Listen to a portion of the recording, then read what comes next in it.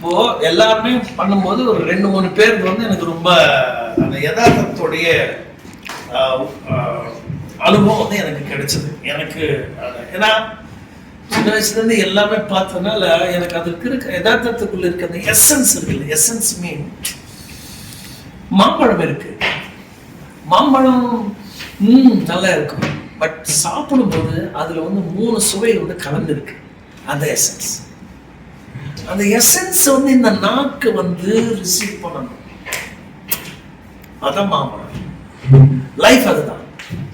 லைஃப்ல ஒவ்வொரு எமோஷன்ஸ் நீங்க தொடும்போது அந்த எமோஷன்ஸ்குள்ள ஒரு எசன்ஸ் இருக்கு. அதை நீ வந்து எக்ஸ்பீரியன்ஸ் பண்ணா எப்போ கேட்டாலும் வந்துடும். அப்போ தொலைச்சிடுறோம். இப்போ கேட்டா ஆர்டிஃபிஷியல் நடிக்கிறோம், அது செட் ஆகாதுன்னு சொல்லலாம். புரியுதா?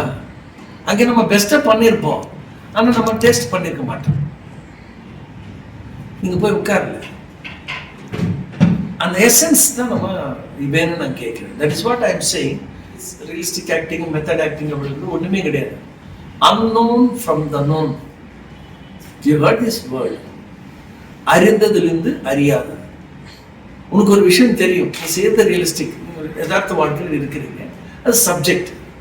அந்த சப்ஜெக்டை நீங்க எக்ஸ்பெரிமெண்டேஷன் பண்ணிட்டு ஒளிஞ்சுக்கிட்டு இருக்கிற ரகசியத்தை நீங்க எடுக்கிற, இவ்வளவுதான் விஷயம். இத ஸ்டானிஸ்லாவ்ஸ்கியோட அடிப்படை, தேட்லாவோட அடிப்படை சப்ஜெக்ட் இருக்கு. இதை நம்ம வந்து எக்ஸ்ப்ளோர் பண்ணணும். எக்ஸ்ப்ளோர் பண்றது தான் மெத்தடாலஜி. ஏன் நீங்க அந்த சப்ஜெக்டுக்குள்ள ஒளிஞ்சிருக்கிற அந்த எசன்ஸ் இருக்கு இல்லையா, அதை நீ அது கொண்டு வந்து கொடுத்தா த கிரேட்டஸ்ட் பர்ஃபார்மன்ஸ் ஆகும். அதுதான் சொன்ன unknown from the know. That mean அறிந்ததிலிருந்து அறியாதது. உனக்கு ஒரு விஷயம் தெரியும், தெரியாத ஒன்று ஒளிஞ்சிக்கிட்டு இருக்குல்ல, அது கொண்டு வரது தான் மெத்தட் ஆக்டிங். புரியுதா? ஒரு அழுகை உனக்கு தெரியும், அழுகைக்குள்ள ஒரு எசன்ஸ் இருக்கு, அதான் பர்ஃபார்மன்ஸ், அது கொடுக்கணும். ரொமான்ஸ் உனக்கு தெரியும், இப்போ இவன் பண்ணானே இந்த ரொமான்ஸ், அந்த சீன் காமிச்சான். அவன் வந்து சொல்ற, அவன் அந்த பொண்ணு வந்து அவனை வந்து நீயே அவர் மாதிரி இது இருக்கணும், அவங்க வந்து இன்ஸ்பயர் ஆயிடு, அங்கிருந்து வந்து உன்னை கண்டுபிடிக்க தான் போறேன், உன்னை நீ பெருமை சொல்லிக்கணும் அப்படின்னு சொல்லும்போது, ஒரு காதலி பக்கத்துல வந்து ஒரு கிஃப்டா ஒரு விஷயம் கொடுக்குறா, எல்லாம் செய்ய இதை பண்ணும்போது, பக்கத்துல இருக்கும்போது ஒரு வார்த்தை கிரியேட் ஆகுமா இல்லையா? அவன் சொல்லும் போது அந்த பார்வையில வந்து ஒரு சப்ஜெக்ட் வருமா இல்லையா? அந்த பார்வை, அது ஹேண்ட் வந்து ரிசீவ் பண்ற விதம், அவர் பார்க்கிற விதம், சாஞ்சிக்கிற விதம் இருக்கு இல்லையா?